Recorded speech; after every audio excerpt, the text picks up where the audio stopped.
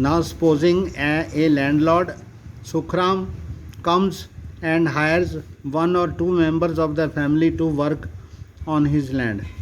अब एक लैंडलॉर्ड है, ज़मीन का मालिक है, वो आता है, सुखराम आता है, अपने और किसी फैमिली के 2 मेंबर्स को काम पे लगाता है अपने ज़मीन पे. Lakshmi's family is now able to earn some extra income. तो लक्ष्मी के परिवार को अब कुछ अतिरिक्त आय होने लग गई है through wages. Since you do not need 5 people to look after that small plot. तो इस छोटे से खेत के लिए 5 लोगों की ज़रूरत नहीं है. 2 people moving out does not affect production in their farm. तो लक्ष्मी के खेत में 5 लोग जो काम कर रहे थे उसमें 2 लोग जो हैं दूसरे लैंडलॉर्ड के पास चले गए हैं काम के लिए, तो उनका काम फिर भी अच्छे तरीके से हो रहा है. तो 2 people moving out does not affect production in their farm. तो 2 लोगों के चले जाने से उसके खेत पर जो प्रोडक्शन का काम है वो वैसा का वैसा चल रहा है. In the above example 2 people may move to work in a factory. 2 लोग जो हैं वो फैक्ट्री में काम करने चले गए. Once again the earning of the family would be increase. जिससे परिवार की जो आमदन है वो बढ़ गई. And they would also continue to produce as much from their land. तो उनके खेत से जितनी फसल होती है उतनी ही हो रही है, उतनी ही उपज उन्हें प्राप्त हो रही है. तो उनके वेजेस में जो एक्स्ट्रा इनकम है वो होने लग गई है. तो इसका मतलब है जो प्राइमरी सेक्टर से कुछ लोग टर्शियरी सेक्टर में या सेकेंडरी सेक्टर में चले गए हैं, तो जो प्राइमरी सेक्टर है उसकी अर्निंग में कमी नहीं हुई. There are lakhs of farmers like Lakshmi in India. तो भारत जो ऐसा एक देश है यहाँ पर लक्ष्मी जैसी फैमिली के किसान लाखों की गिनती में हैं.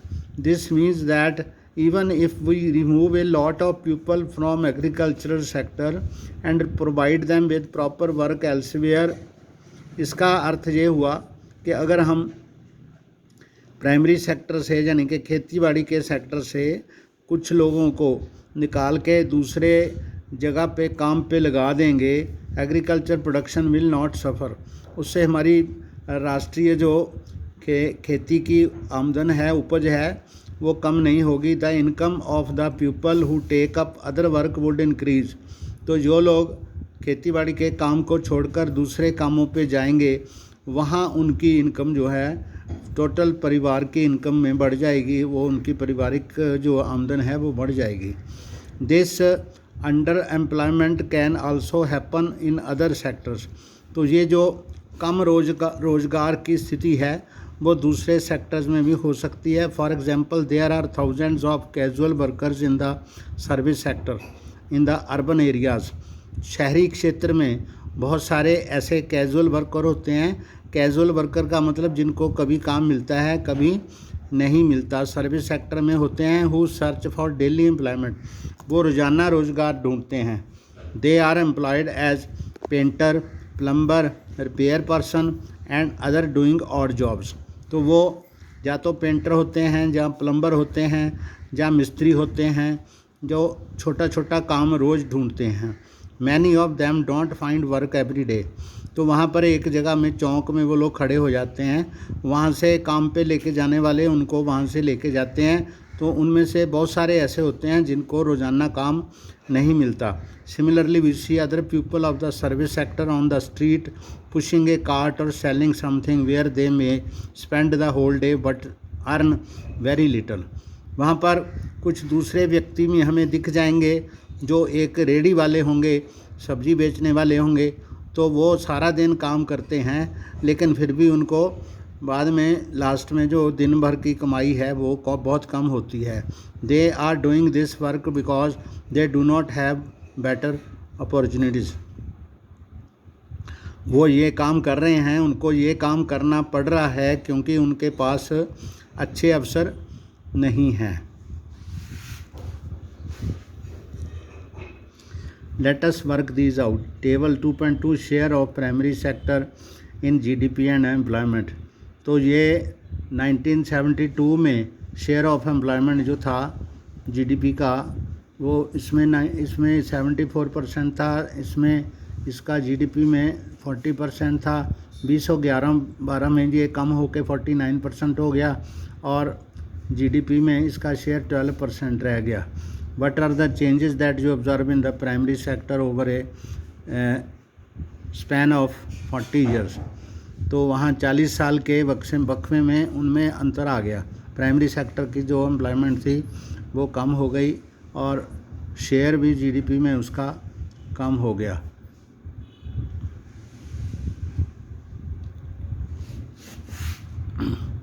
How to create more employment? तो हम अधिक एम्प्लॉयमेंट कैसे, रोज़गार कैसे प्राप्त कर ज़्यादा बढ़ा सकते हैं? From the above discussion we can see that there continues to be considerable under employment in agriculture.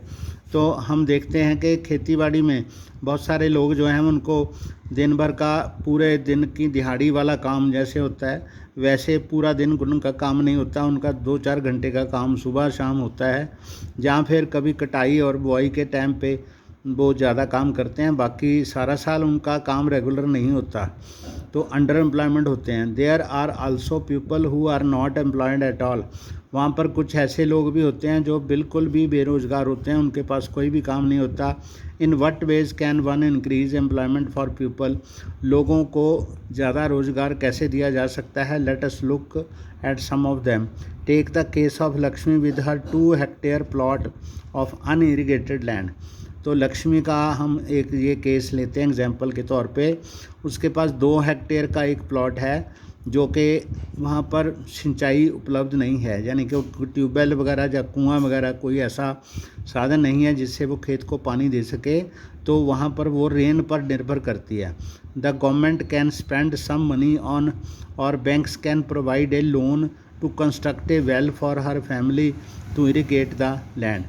तो बैंक दे सकते हैं या सरकार दे सकती है ताकि वो अपने खेत में कोई कुआं लगा ले जहाँ पंप लगा ले। Lakshmi will then be able to irrigate her land and take a second crop. तो लक्ष्मी के लिए संभव हो जाएगा कि वो अपने खेत में उस पंप से, बैल से सिंचाई करे और उसकी जो खेत में पहले एक फसल होती थी वे 2 फसलें ले सकती है। Wheat during the rabi season, तो वहाँ वो रबी सीजन में वो गेहूँ उगा सकती है। मतलब एक तो बरसात का जो खरीफ का सीज़न होता है वहाँ तो इरिगेशन होती है, तो इरिगेशन में उसकी फसल जो चल जाती है, लेकिन सर्दियों में बारिश कम होने की वजह से वो गेहूँ नहीं बीज सकती। तो अगर उसके खेत में वेल हो या ट्यूबवेल हो या सबमर्सिबल हो तो वो फिर गेहूँ भी बीज सकती है। Let us suppose that 1 hectare of wheat can provide employment to the 2 people of 50 days. तो अगर गेहूँ लगाएगी तो मान लो कि 2 लोगों को 50 दिन का रोज़गार मिलता है, इंक्लूडिंग सोइंग, वाटरिंग, फर्टिलाइज़र। अगर उसमें खेत में उसने बिजाई करनी है, सिंचाई करनी है, खाद डालनी है, तो हार्वेस्टिंग करनी है। सो 2 मोर members of the family can be employed in her own field. तो 2 लोग जो उसके घर के अपने हैं वो उनको वहाँ पर रोज़गार उसके अपने खेत में ही मिल सकता है। Now suppose a new dam is constructed and canals are dug to irrigate many such farms. तो अब सरकार की एक योजना के अनुसार मान लेते हैं कि वहाँ पर एक डैम बनाया गया है जहाँ से नहरें निकली गई हैं, नहरें जो खोद दी गई हैं। तो ऐसे बहुत सारे खेत हैं यहाँ पर नहरों का पानी पहुँच रहा है। This could lead to a lot of employment generation. इससे वहाँ पर बहुत और ज़्यादा रोज़गार पैदा होगा within the agriculture sector itself, reducing the problem of under employment.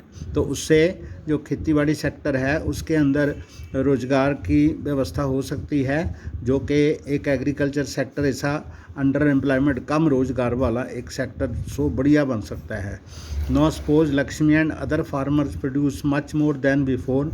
तो अब मान लेते हैं कि लक्ष्मी और ऐसे बहुत सारे और किसान परिवार हैं जिनके पास खेती की ज़मीन कम थी, तो वो और ज़्यादा कमाई करने लग गए हैं। They would also need to sell some of this.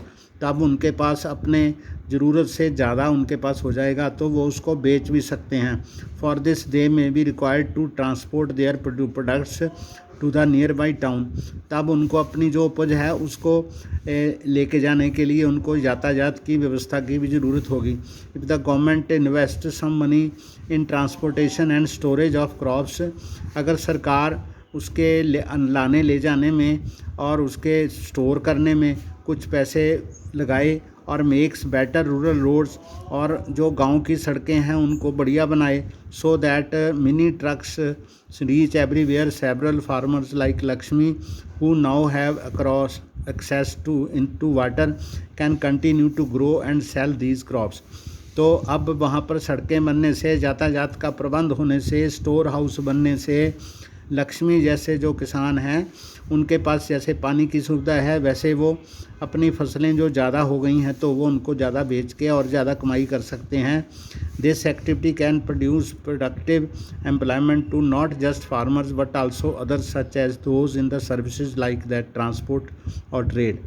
जो कुछ व्यापारी होंगे जो उनकी उपज को खरीदेंगे उनका भी फ़ायदा होगा, और ट्रांसपोर्ट में जो लोग होंगे उनका भी फ़ायदा होगा, इससे उनको भी एम्प्लॉयमेंट मिलेगा, तो इससे रोज़गार का और ज़्यादा सृजन हो सकता है। Lakshmi's need is not confined to water alone, Lakshmi की ज़रूरतें सिर्फ पानी की नहीं हैं। To cultivate the land she also need seeds, fertilisers, agricultural equipment and pump sets to draw water. तो लक्ष्मी को खाली सिंचाई नहीं चाहिए, उनको अपने ज़मीन में बीज लगाने के बीज भी चाहिए और खाद भी चाहिए, और उसके पास एग्रीकल्चर के इक्विपमेंट्स भी चाहिए, पंप सेट भी चाहिए पानी निकालने के लिए। Being a poor farmer she can not afford many of these. तो लक्ष्मी जैसे ऐसे किसान जो हैं वो ऐसे बीज खाद वगैरह के लिए पैसे उनके पास नहीं होते। So she will have to borrow money from money lender, उनको जो साहूकार पैसे उधार देता है उससे वो पैसे लेने पड़ेंगे और उसको हाई रेट का इंटरेस्ट देना पड़ेगा। If the local bank gives her credit at A reasonable rate of interest, अगर लोकल जो बैंक हैं कम ब्याज पे उनको लोन देंगे, she will be able two by all these in time and cultivate her land. तो अब उनको वो बड़े समय पर उनको जो इम्प्लीमेंट है, जो उसके औजार हैं खेती बाड़ी के, तो उनको वो ख़रीद सकती है और अपने खेत को हल चला सकती है। This means that also with water, और पानी भी होता है। We also need to provide cheap agricultural credit to the farmers for farming to improve.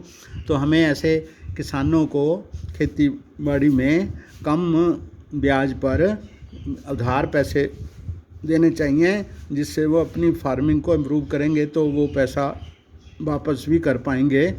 We will look at some of these needs in chapter 3 money and credit में हम इसको देखेंगे। तो यहाँ तक हम पढ़ लेते हैं। ओके।